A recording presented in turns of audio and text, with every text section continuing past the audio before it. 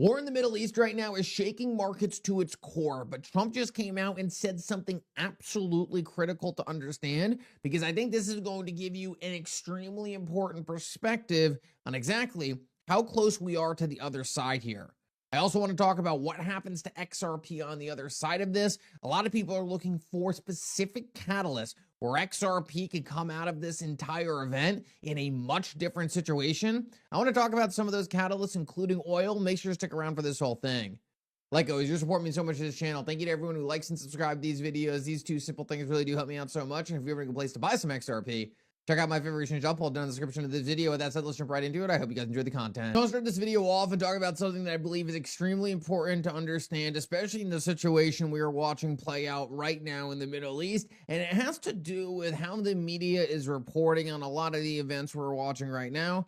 There is no doubt that right now global markets are being shaken, and especially if you look at things like the price of oil, there has been a huge impact. But it's so important to realize that in terms of the United States' direct impact, I'm not sure if it's going to be as big as many people are truly making it out to be.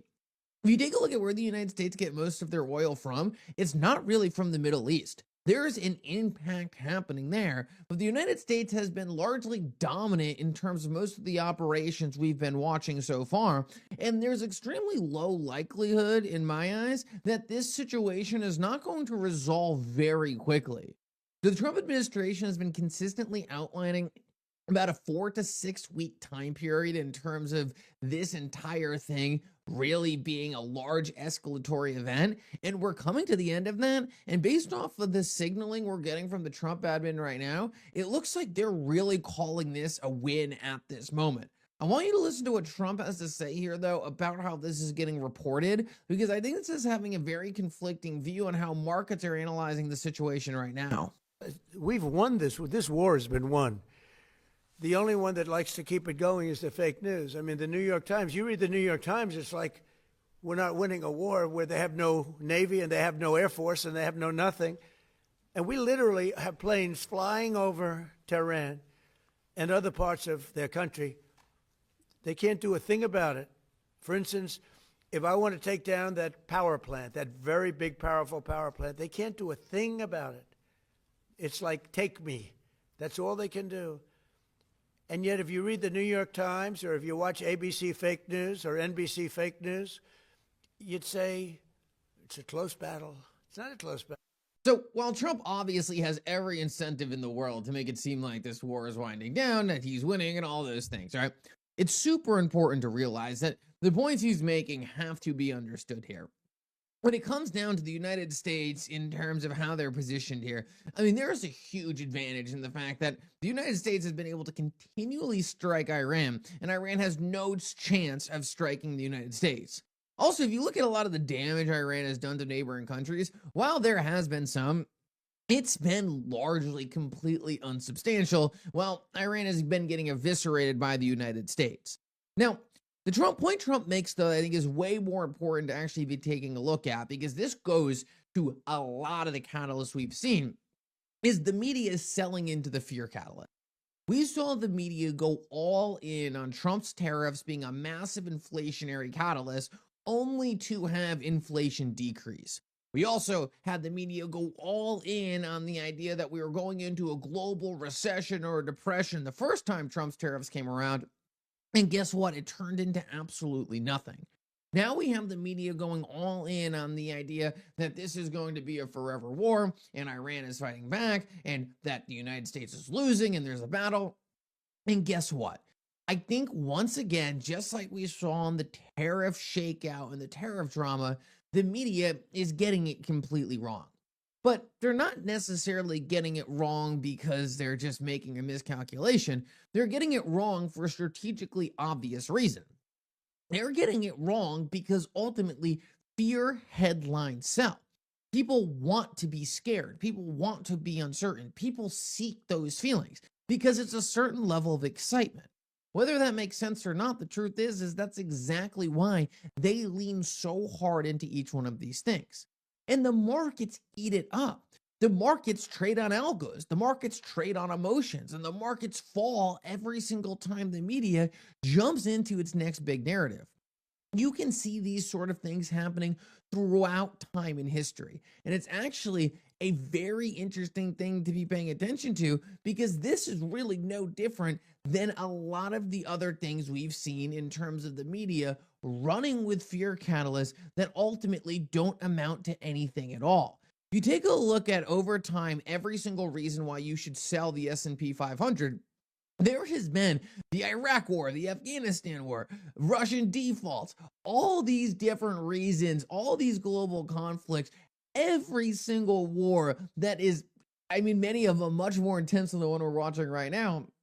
There's reasons why people would have told you that you need to get out of the market, that oil was going to go parabolic and we are never going to recover from the events we're seeing.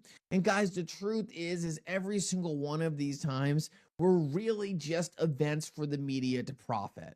Now, is it possible that this could escalate into a World War III type scenario and everything shits the bed and we never it's possible, but the truth is I don't think it's this event. Any analysis of people who are actually watching this event closely tells us that this really isn't a war that's two-sided. It's really the United States dominating the entire thing, and the media is selling markets down with fear catalysts because that's what makes them money. And I think Trump nails it there. The media is falsely reporting on this war. The markets are falling for the headlines again, and it's giving one of the best opportunities in my eyes to be able to purchase an asset that is going to benefit the most on the other side of this. If you take a look at the one certainty that this war is bringing us, it is bringing us a more divided world, a world where no country is going to really be able to trust the United States in the way they were able to trust the United States before in the past. We are watching global separation and global animosity on a massive scale, where every single country is acting way more independently than they ever have before. I mean, Trump has called out NATO multiple times over the course of this conflict, and NATO's used to be an extremely close alliance. The United States dollar is not going to come out of this in a stronger place when it comes to a global settlement vehicle, because it's not even like enemies aren't getting along or enemies are getting along worse than they normally do, but now not even allies are getting along. Every single country is looking out for their own interests. It's a massive deglobalization event, and it's happening right in front of us. This is one of the biggest catalysts out there for XRP, because XRP is ultimately going to step in as that settlement vehicle as deglobalization continues, as countries continue to look out for their own best interests, and as they look to get out of a system predominantly dominated by the United States. For the longest time, all these countries relied on the United States. Well, one, because they kind of had to, their economies weren't built out enough to do it on their own, but also just because they was kind of a blind trust there. People didn't ask the same level of questions. And now what we're seeing is, because of a lot of the turns we have taken as a country and really how we've conducted global business, people are just saying, look, we don't want to be subservient to you anymore. And while that might not necessarily be the best thing for the United States in terms of a power perspective, it's a very, very important thing for an asset like XRP in order to disrupt the global hegemony. Because at the end of the day, David Schwartz said it the best, and this is the quote that really sticks with me. Would you rather have your biggest competitor be the person who owns your settlement systems and be your boss? Or would you rather choose a system where your competitors were on a level playing field, the same level playing field as you? Would you rather have a situation where there was no boss? What is the situation you're going to pick? Are you going to pick where your biggest competitors are your boss? Or are you going to pick a situation where there is no boss? If you are not the person at the top of the ladder, you are going to pick the situation where there is no boss. And at the end of the day, the United States is the only person who's at the top of the ladder and the only person that's set to lose anything in the grand scheme of things. What we are seeing right now is XRP is being better positioned than it ever has before in history in order to walk into that spot. And I believe if you just look at where markets are shifting in terms of the desire for faster payments, for deeper liquidity, for better tooling, for native customizability for financial transactions, the XRP ledger has never been in a better place. I think the biggest thing that we really just need to watch play out at this point is how fast countries are going to look for an out. How quickly are they going to need something that doesn't exist today to upgrade the back end of the system as they know it?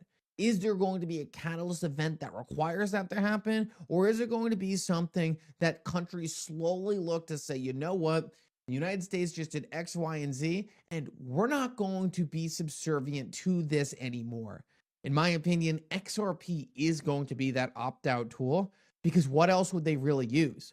Bitcoin doesn't have the tooling, Bitcoin doesn't have the customizability. Ethereum is a hot mess.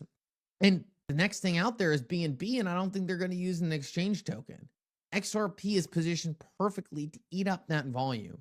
And whether that's oil spiking through the roof or countries essentially just saying we need to settle derivatives in a better way, the XRP ledger is sitting there waiting for this to all take place. In my opinion, we're closer than ever to all that happening. And it's the catalysts like we're watching right now that are going to be the things that really unlock the next growth phase. Guys, thank you so much for coming. I hope you enjoyed this update. And for now, pickle out.